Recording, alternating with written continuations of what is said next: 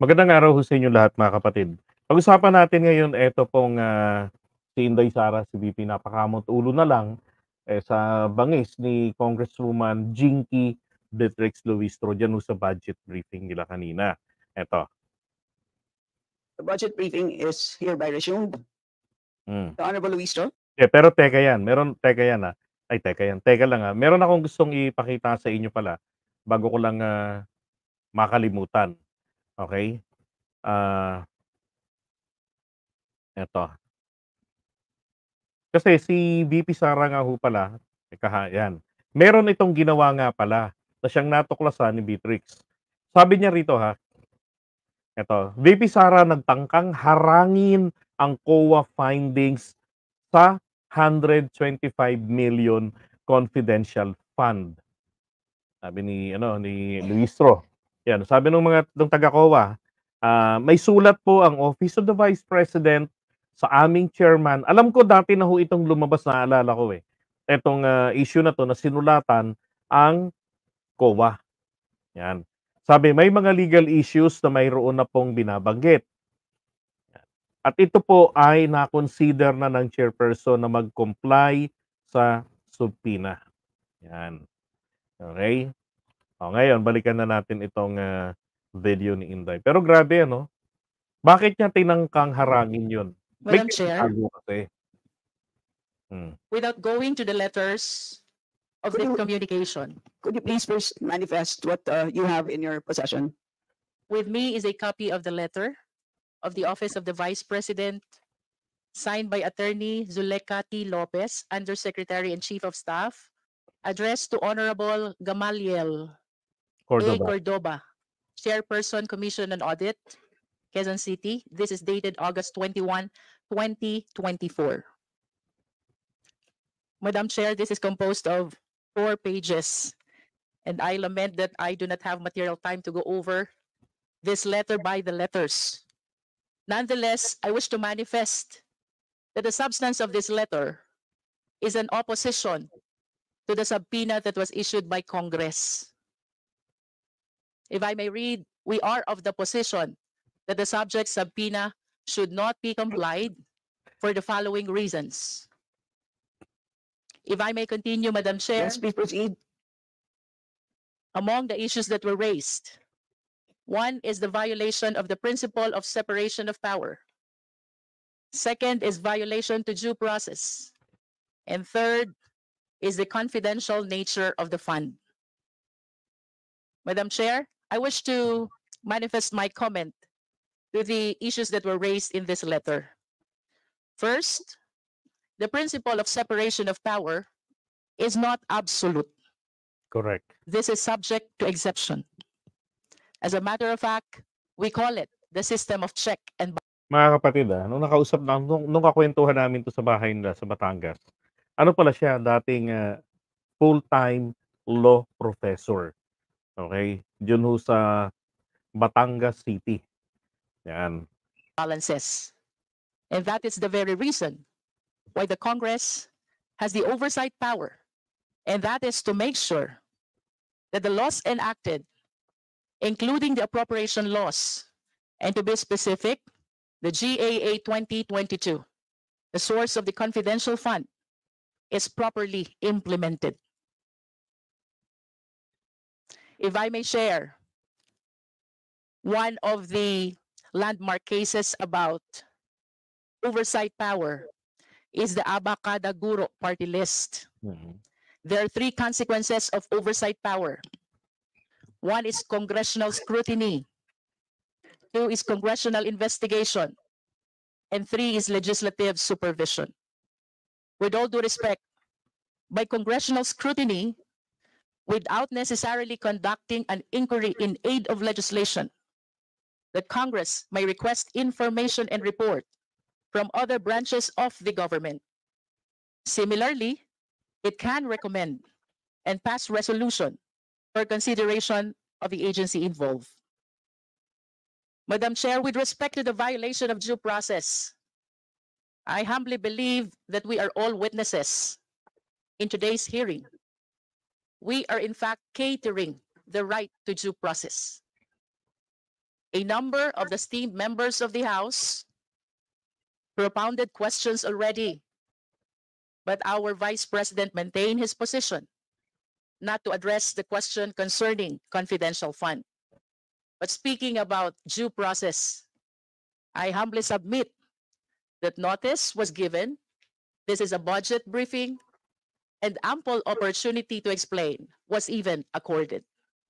It is my humble submission, Madam Chair, that contrary to the letter, we did not violate due process. As a matter of fact, we catered due process.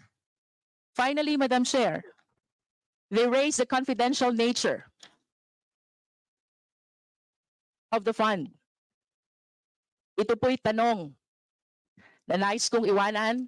Okay, bago yung tanong. Ganda ng tanong niya dyan eh. Kinukulo rin kasi nga si Sarah. Hindi niya akalain, nakalkal tuloy yung sinubmit nila sa COA. At yun ang kanyang tinatalakay.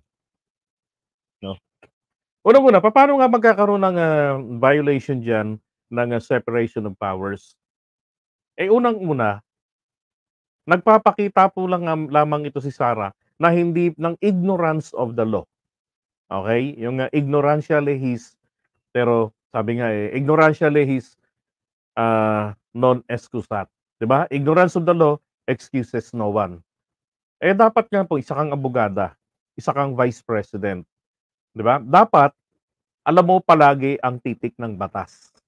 'Di ba? Pero yung sabihin na violation yang ginagawa ng Congress na i-scrutinize yung pondo nila, mali. Nasa saligang batas kasi yan na ang Kongreso ang may kapangyarihan para mag-usisa ng budget.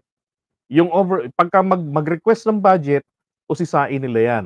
Pero kapag nagamit na yung budget, papasok naman po rito yung oversight function. Yung nga yung sinasabi ko sa inyo eh, na ito yung nagbibigay ng kapangyarihan sa mga mambabatas natin na manghimasok. Yun ang right term doon. Na manghimasok, makialam, sumausaw. Yan po ang nagle-legitimize ng kanilang ginagawa. Okay? Pambihira etong si Pusit. Nagpapakita lang pong abogada, tanga sa batas. Or maybe, I was right, yung sinasabi nga ng aking professor na sinungaling ang mga abogado.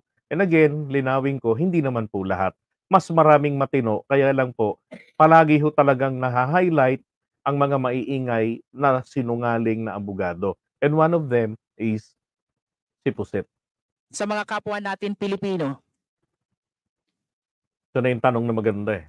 granting that the nature of the fund is confidential Okay? and recognizing Memorandum Circular Number 15, 2023, relating to the privileged communication. Mhm.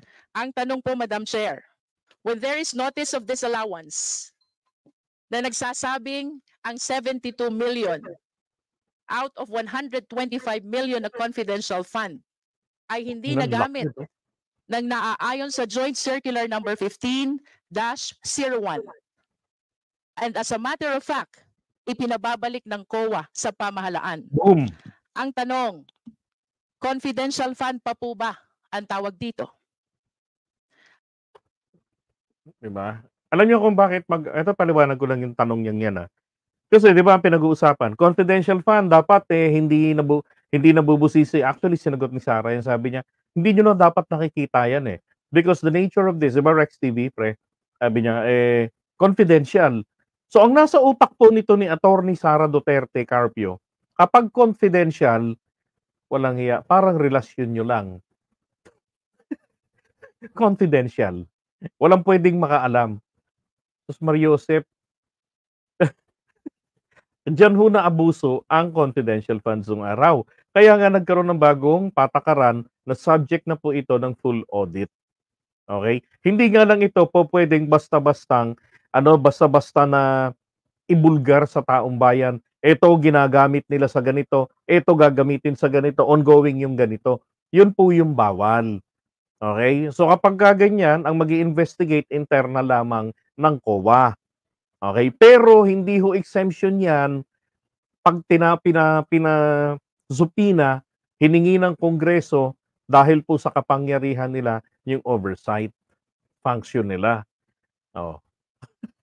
So ngayon, yung ginamitan ng pera ng confidential fund ay hindi po confidential in nature. So ang tanong po ni Beatrix dito, yung mga pinag-usapan tungkol doon sa ginamitan ng pera na ni-reject, disallowance, sabihin natin ni-reject ng COA bilang confidential purpose. Eh ano ba ang tawag doon? Confidential pa rin ba yung mga conversation, yung mga meeting na pinag-usapan doon, 'di ba? Yun bang pinaggastusan nito, confidential pa rin ba ang mga ito? Hindi ba pwedeng matanong? Ang punto rito ni Beatrix ay ito po, mga kapatid, share ko lang sa inyo. Pwede po nating imbestigahan ng malinaw yang 72 million pesos out of 125. At yan po ang ayaw ni Sara kanina. Yan ang ayaw ni Sara kanina na ano na mapag-usapan, matanong siya. Kasi nga po, alam niya ho na siyempre may mga demonyo diyan sa COA, may nagchu-chew na, "Uy, may kumuha ng kopya ng sulat niyo." Opisina ni Luistro, 'di ba? Eh nung hinihingi sa kanila yung record, ayaw nga nilang ilabas eh. Dahilan nila confidential in nature. Eh putragis sila, kongreso na humihingi eh. May oversight function. Pwede ngang i-executive session nila 'yan. 'Di ba hindi sila mapipigilan. Oh, ang ganda ng tanong na iniiwan dito ni Beatrix. Okay, so balik tayo. Privileged communication pa din po ba ang saklaw nito? Uupo at tatahimik na lang po ba ang Kongreso? I wish to share the case of Chavez versus Public Estates Authority. Kindly wrap up. This is the 30 seconds. right of the people to information on matters of public concern. There is no argument ang pera ng gobyerno ay pera ng taong bayan. Correct. Unless the citizens have proper information, we cannot fulfill the constitutional mandate that public office is a public trust. I submit, Madam Chair. Madam Vice President, do you care to comment? Yes, Madam Chair, Ito na yung sagot niya. nasabi kanina, ang gist lang na nakuha ko na nasabi kanina. Bobo ang puta. Alam niyo kung bakit kapiranggot lang yung nakuha niya ron? O sige, kayo muna sumagot. Bakit kapiranggot lang ang nakuha niya sa mahabang sinabi ni Luistro? Ni Representative Luistro. Luistro, yes, is that wala siyang time na isa-isahin per letter yung letter namin sa Commission on Audit on why the requested documents should not be released to Congress. Pero nakahanda na yung mga sagot niya sa lahat ng arguments namin sa national security, sa due process, and sa separation of powers. Is this part ba of what you said earlier, Representative Gimbo, let's stick to the plan? Yun yung narinig ko sa iyo kanina na hindi mo in-accommodate yung point of order na question. And to answer, the Office of the Vice President. Ayan, yan ho yung sagot sa tanong ko. Kung bakit gist lang yung nakuha niya. Okay? At alam niyo ho, sinadya niya po yun. Nasabihin yun lang yung kanyang nakuha. Na gets dun sa sinabi. Kasi po, nagme-memorya siya ng script niya. Na lagi na lamang yan dinideliver. Diyos ko, ilang oras yan, hindi man lamang yan na memorya. Basa. Uy! Papa-assist pa eh. On the issue of confidential funds, we have received audit actions regarding confidential funds of the OVP. We have submitted our responses and we assure our full cooperation with the ongoing and unfinished audit. We are cooperating and answering all the questions in the proper venue that is inside the Commission on Audit, not in the budget hearing for the 2025 proposal of the OVP budget. Thank you. Yun lang yung gusto niyang sabihin, paulit-ulit yan palagi. 'Di ba? Baka ho si Attorney Powa yung nag-text sa kanya kasi nga parang gusto niya pang tanungin, 'di ba? Kundi sinigawan lang natin eh, kaya binasa na eh. Biro lang. 'Di ba? Grabe no, nakakahiya ang putya. Ano, baka naka-USB? Ay nako, bobo si Pusit. Grabe. So rito na naman, dali na naman sila. Parang kung ano ho yung inabot ni Akla, 'di ba, ni Bibi Digandang Hari, yun din ang inabot nito ni Sara, 'di ba? Eh, siguro kung magdebate silang dalawa ni Congresswoman Luistro, wala na, manghaharas na yung mga DBS. Bakit? Eh, mabubulgar lalo kaingutan ng future president nila. Hmm. Wala, mahina talaga si Pusit, eh, 'di ba? Kaya tingnan niyo naman ang haba ng hearing, tapos yung sulat na binasa ni Luistro kanina, sulat pa nila yun. Bakit hindi niya alam yung laman? 'Di ba? Kunwari lang yan na yung gist lang, hindi ho. Ako naniniwala dun na yun lang yung nakuha niya ron, hindi niya ho talaga alam yung laman. Kasi hindi siya yung gumawa, 'di ba? Eh, papaano kung pinasakay lang siya ni Luistro na, "Wala akong time kasi na kalkalin yung buong, ano ninyo, hindi na ako makapunta ng letter by letter ng justification ninyo, eh." Gano'n. Eh, kung pinasakay lang siya nun, mamaya biglang ni-recite sa harapan niya o pina-recite sa kanya kung ano o pinabasa yung laman nun at pina-explain, 'di ba? Grabe.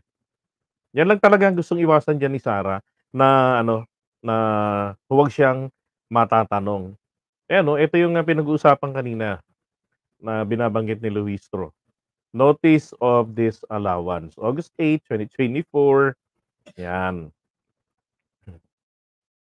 So this is the amount. Actually, the amount of 73,287,000 pesos was disallowed in audit due to the following: non-submission of documents evidencing the success information gathering and the surveillance activities to support the acknowledgement receipt for payments or rewards in cash, various goods, and medicines in total amount of 69,587, diba? And then broken down as follows. Ito, reward payment, yung payment reward, various goods, payment reward, mga medicine, total yan. So, wala pong mga dokumento, kulang-kulang ang mga dokumento. Ayan. Kaya hindi po, 'di ba? Dito pa lang dapat yung tinanong ni Beatrix yan. So, ano po ang tawag dito sa mga dinisallowed ng COA, 'di ba? Dapat yan masasagot na ni Sarah yan, eh. Your Honor, still confidential in nature pa rin pong lahat ng yan. Kasi ginawa namin yung trabaho namin ayon sa guidelines. Kaya yung reporting namin, gano'n. Ang sinasabi diyan ng COA, eh, non-submission of documents. So, we will fix this, 'di ba? As soon as possible, sasubmit namin yung mga dokumento, yung mga acknowledgement receipts signed by the person who received the rewards, 'di ba? Ng cash, various goods, mga gamot. Oh. Yun ho yung tamang sagot dito sa tanong ni Luistro kanina, 'di ba? Nandiyan ang sagot, eh. Oh, nandiyan, ito nga yung pinaka-key diyan, no, pinaka-ano, non-submission of documents. Eh, di ang sagot dun, confidential pa rin yang mga yan. Yung mga pinagamitan namin, yun ang katotohanan at hindi mababago yan ng failure lang namin na hindi mai-submit, mai-attach agad-agad yung mga kailangang resibo. Pero may pruweba kami, may acknowledgement receipt kami. Bakit? Eto na naman ang tanong, 'di ba? Bakit hindi niya nagawang sabihin yon? Ang sagot ay ano, bobo si Pusit. That's correct, Brad. Oh, shoutout nga pala kay Rex TV, isang kasama nating vlogger 'yan. Ah, sabi niya, "Tayo pala nabudol ni Sarah, mga loyalist." Correct, tayo ang nabudol. Akala natin 'di ba nung nakaraan, nag-uusapan pa natin no'n 'no, sa may Comelec, Manila Bay, matalino 'yan, abogada 'yan, gaya ni Tatay Digong. Anong putya, tapos sabi ng mga taga Davao, "Peke 'yan, hindi 'yan matalino, tanga 'yan." Hindi ko iniintindi yung mga gano'n dati, eh. Kaya lang, paglipas ng panahon, nakita ito nga, nagpakita lalo ng katibayang Tan-GA talaga siya. Hmm.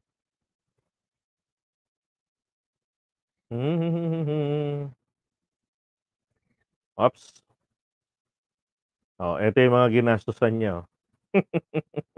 Nawala na yung tree planting, nawala na yung libreng sakay, nawala na yung, sinasabi niya nung nakaraan na ano daw na pangalan niyan, yung parang pantulong pangkabuhayan, yung mga gano'n-gano'n niya.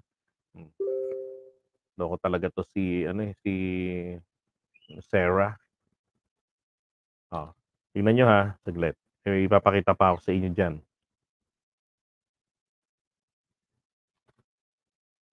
Ito yung pinagmamalaki niya dati. Sabi diyan, Duterte, work easier if OVP has confidential funds. 'Di ba? Kasi nga humihirit siya ng panibago. So, Duterte said that she requested the office of the president 125 million, which was granted through the Department of Budget Management. Yan. During the budget hearing, si Rizon Tiveros, so, tinanong si VP tungkol sa mandate at saka yung need, yung kumbaga justification, bakit kailangan ninyo, bakit dapat kayong bigyan ng confidential fund.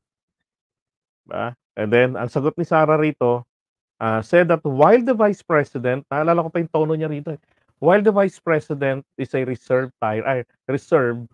a bench warmer, position, her office has 3 permanent projects, 'di ba?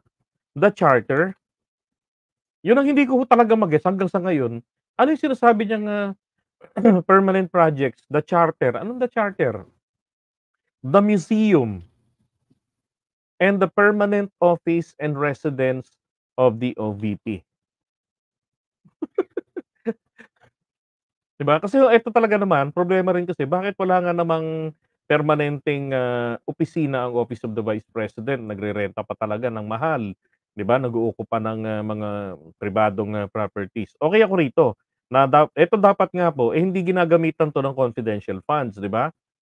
Dapat ito talaga mag-provide ng Kongreso ng pampagawa ng opisina na permanente ng OVP. 'Di ba? So ito yung sinasabi niya do'n, charter, museum, and permanent office and residence. Hindi ba't meron din siyang, isang dosena ba na satellite offices ng OVP? Hmm. Yan, these are the entrepreneurship program, okey, ginastusan niya 'to ng confidential funds, eh. The peace building in communities, the pagbabago advocacy program, okey. Eto wala naman 'tong kinalaman sa ano, eh, sa maintenance ng ano, eh, ng, I mean not really maintenance but yung para mapigilan, 'di ba, yung banta saka sa ano, sa kaayusan. Ito pa, unconvinced, Ontiveros pressed further, naku lalo pa niyang piniga si Sara rito, eh. Bawat isa sa mga ito, gagastusan ng confidential funds ng opisina niyo? Yun pa yung tanong ni Risa diyan, eh. Confident naman si Sara sumagot, "Yes, mainly the confidential funds, as I said, is for the safe, secure, and successful implementations of the programs, projects, and activities, and engagement of the Office of the Vice President." Naku, dito siya lalong nabutasan. Tapos eto, masyadong mga general ito, 'di ba? General successful implementations of projects, programs, and activities daw.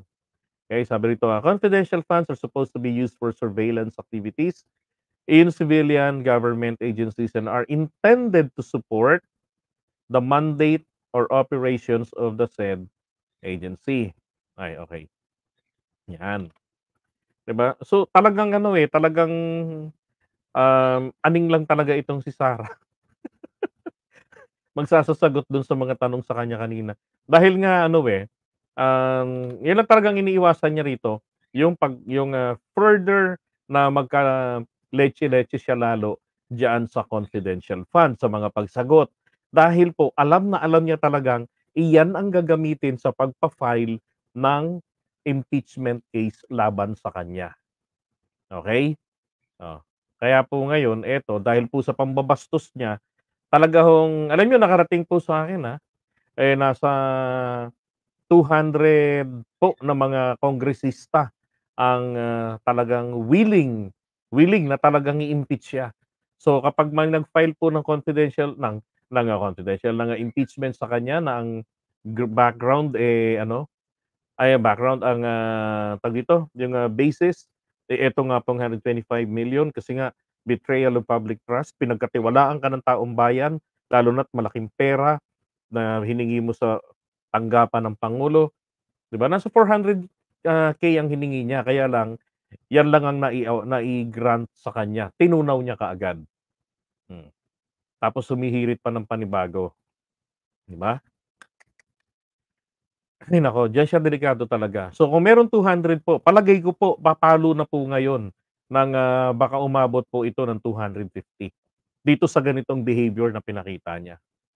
Eh, yung masaklap po kapagka merong, di ko maalala kung anong, exact na ratio ng mga kongresista na kapagka pinirmahan po nila yung impeachment case, hindi na po ito dadaan pa sa mahabang proseso ng, investigasyon diyan sa pag-impeach sa kanya. Kundi ang mangyayari ho diyan ay 'yan yung tinatawag pong railroaded.